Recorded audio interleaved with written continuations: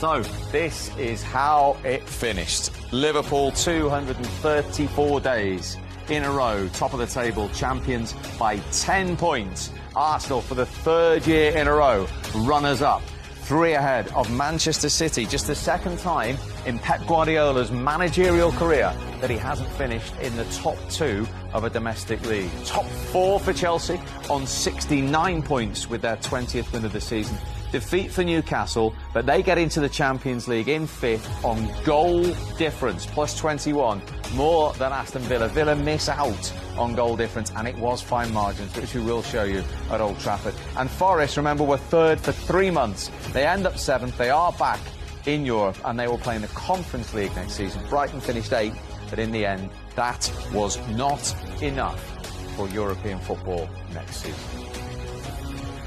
And Chelsea, of course, have the Conference League final to come against Real Betis on Wednesday. But they did the job today. 1-0. They won at Nottingham Forest. Here's their captain, Reece James, with Julia. All right, welcome back to the City Ground, where Chelsea have sealed victory today, which puts them in 4th place in the Premier League, and they return to Champions League football. Chelsea captain Reece James is alongside me. Reece, how does it feel to have secured that return to Champions League and to have won here today? No, it's an amazing feeling. You know, we've had a long, tough season. You know, coming here on the final day, we knew it was going to be tough. You know, they're an amazing team. They've done so well this season, and you know, to come here to get a goal and keep a clean sheet. You know, from minute 1 till 98, whatever it was. You know, the boys dug deep, and you know, we got the job done today. You mentioned to get a goal. Levi got the goal. He doesn't score many, but he got the all-important goal today, and he made a couple of really critical clearances and interceptions as well. Just talk to us about that goal and what it means for him. No, the goal is huge. It means so much for him and so much for us, the club, the fans. You know, everyone. We had so many doubters. You know, everyone said we were young, inexperienced. We're here. You know, everyone said that we wouldn't make it. You know, we came out on top and we achieved, you know, our Premier League goal this year. And now you have, if this was a cup final, you have one more cup final to come on Wednesday. How important is it to go into that game on the back of such a crucial victory? Yeah, no, you know, finals are huge. You know, I saw one of their players done an interview and he said they're an amazing team. They beat Madrid and they drew to Barcelona maybe, or the other way around. You know, it's going to be a tough game. You know, in finals, anything can happen. You know, we've been in finals before and we've been underdogs and come out on top. So we'll probably go in as favourites, but it doesn't mean anything. You know, we give our all and, you know, we hope we can win another trophy. Yeah, there were big celebrations at the end here, and you went and your teammates celebrated with the Chelsea fans. Just share a little bit of that emotion with us. No, we are a Champions League club. We won it a few years ago. You know, we had a difficult few years, but we are back. We are back competing, you know, with the best teams, and we will be there next season. So, you know, to everyone that had this belief, thank you very much. We are there. Well, thank you so much, Reece, for your time. Chelsea captain Reece James, good luck on Wednesday in the final. Thank you very much. Back to you guys. Yeah, we said they'd have 2 cup finals, 1 to come, but they've won today's. And just in terms of progression in the immediate future, the money they've spent, the recruitment they might be looking to do, how huge is that for Chelsea today? Yeah, I mean, it's always nice lifting trophies, but I think for Chelsea Football Club, qualifying for the Champions League was probably even more important than winning the Conference League. However, they've done the first part of the job. Now they can put the icing on the cake, and it'll be a brilliant season from them if they went on to win the Conference League as well. So it was all hinging, wasn't it? It was all hinging on 2 games. But they've got the most important one in their pocket now. They've qualified for the Champions League. That's really important for the health of their club. And now they can go with a little bit of the weight off their shoulders and try to go and win a European trophy. So, delight for Chelsea now to the heartache of the day surrounding Aston Villa, who with 10 men, Emery Martinez sent off, were beaten at Manchester United, but at 0-0 had a goal disallowed. And we'll show you the reason why in a moment. Bayindir hasn't got hold of the ball here, Shay. Morgan Rogers goes on to score it, but as you can see, the referee's whistle had gone, and therefore VAR could not intervene. Yeah, it's a really shocker, to be honest, from the official. You know, we see all season, you know, play on till maybe the ball goes in the back of net and VAR can have a look at it. VAR did look at it, to be honest, but the ref had blown the whistle beforehand, and they can't get involved then because, you know, play is technically stopped. But as you say, Steve, at 0-0, that is a huge call for the referee to make, and we believe in the studio that it's the wrong call. We believe that Bayindir didn't have control of the ball. Rodgers rightly toe pokes it off him, sticks it into the empty net, and it should be a goal. So if Tom Bramall hadn't blown early, you think VAR would have allowed the goal? 100%. Absolutely. It's a bad decision. It's easy for us and everybody around the world to say what the referee, what's he doing? Obviously, if he thinks it's a foul, natural reaction is to put the whistle to your mouth and blow. If he had just waited 1 or 2 more seconds, let the ball hit the back of the net and then blow, then of course he gives himself an out. He gives himself options. You know, VAR can atone for his mistake at that point. But once he blows straight away, there's no going back. Would that be scant consolation if you were the current Aston Villa manager right now? No, it wouldn't be. Absolutely not. I've had the experience of this before, way back in the League Cup final, and this young man was playing in the game against us, and at Wembley, Aston Villa versus Manchester United, referee should send Vidic off after 2 minutes of the game. He doesn't do in the match. Changes the course of the game, whatever you do, and so people will say, well, it's over a 38-game season. No, it was actually condensed down to a second half of a match. And the decision, I understand that the referee has blown quickly because he thought the ball had been kicked out of his arms. It was. But as Michael said, if you just waited that extra 2 seconds, which I think now, you're almost, as referees, you should be kind of used to now. Just let it run. And then I can blow it then after that there. If he doesn't blow, it's a goal. It will count as a goal. And Aston Villa will take the lead in the game, and they only have to, as it turns out, draw the match, draw the game against a dispirited Manchester United side with 20-odd minutes to go in the game, and Newcastle don't make it. And Aston Villa fall out of the Champions League because of that. Now, as I said to you, and you've said this to me before, Steve, you know, it's a 38-game season. Yes, that something might have happened at Christmas time, and I get that. I don't remember what happened at Christmas anymore. This is the point. I remember what happened now. And I think that, and Emery, he is apoplectic, as I would be. That's the former Aston Villa manager. Here is the current one, Unai Emery. We didn't perform enough today to get a good result, but we could get, in case some decision weren't like it was. Have you been able to have a conversation after the game with the referee about that decision? Yes.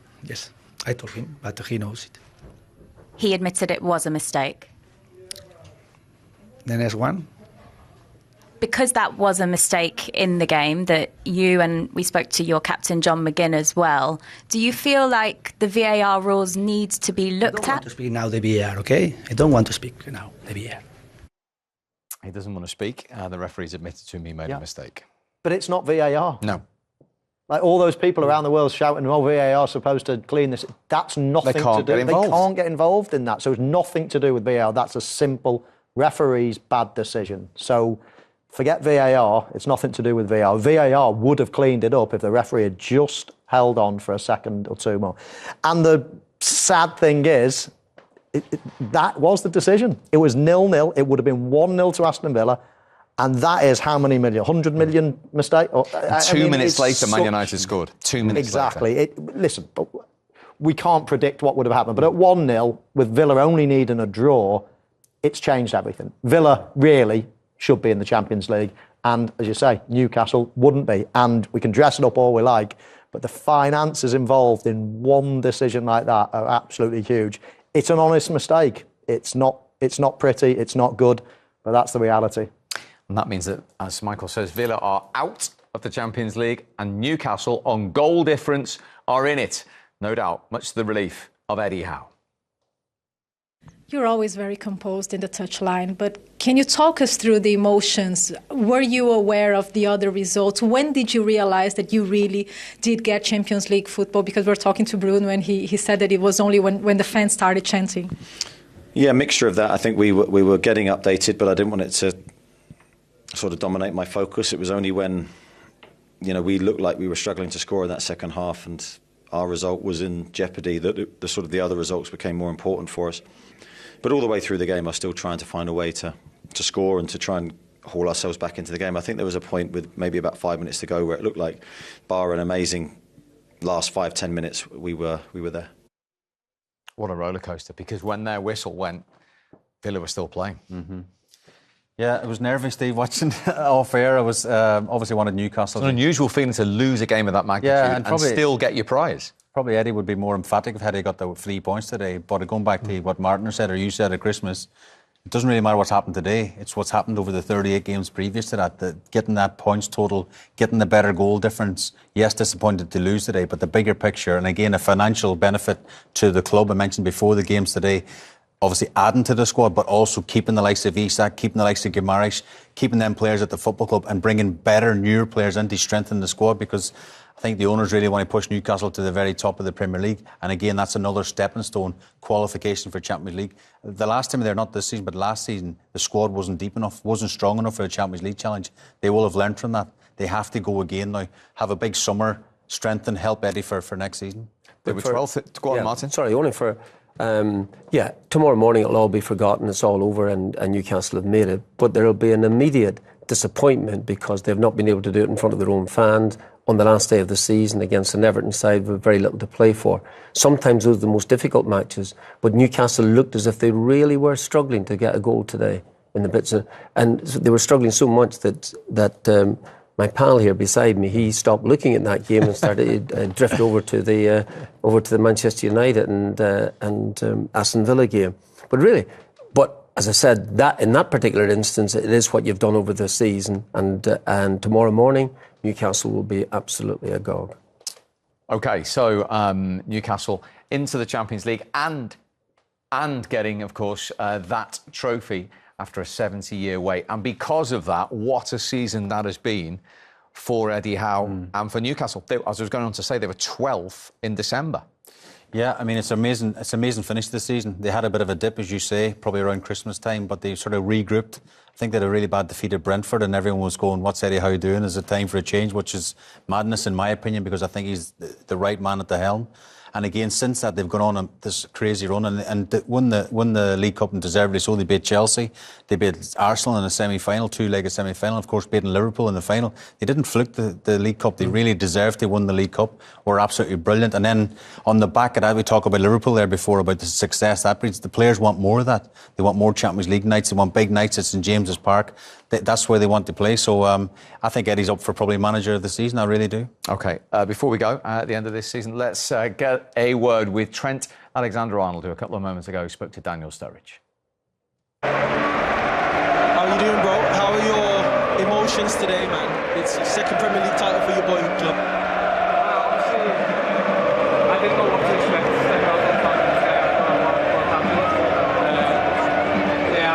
I didn't know what to expect stepping out of that field today after what happened a few weeks ago. But, you know, I wanted to play for the club one more time. I said that to the manager, and he trusted me to go in there at half time. So, and to get the reception that I got means more than anything to me. You know, I've played hundreds of games for the club, but I've never felt so loved and so cared for than today. And from the bottom of my heart, I hope that one day the fans, the supporters of this club will be able to recognise the hard work and everything that I've done for the team, because there wasn't a day, there wasn't a minute, there wasn't a second that I didn't think about the team. From 6 years old to 26 now, 20 years, it was a very, very long time, but I've loved every single minute of it, the ups and the downs, coming through the academy, making it to the first team, then being part of the first team properly. It's been an honour and a privilege for me to be a part of this club. And if anyone can empathise with that, it is you. I knew it.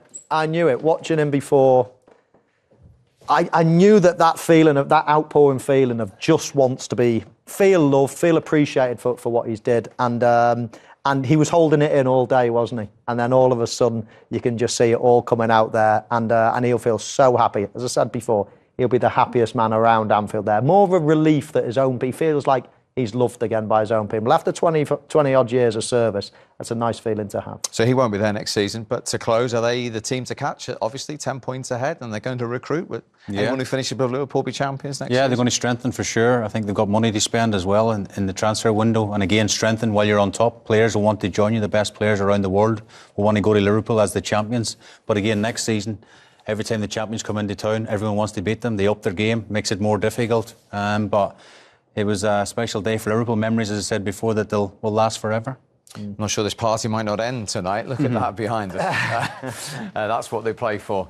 And that is what has been an incredibly long, hard season. But Liverpool are the Premier League champions. So our thanks to all the team this season. It's not just us in front of the camera. There's a big team behind it who play a very important part as well. It is a team effort. The team today, Shay, Michael and Martin, thank you very much indeed for your company. I know what you're thinking. When are we back? 83 days. They'll soon go. Congratulations to Liverpool. Goodbye.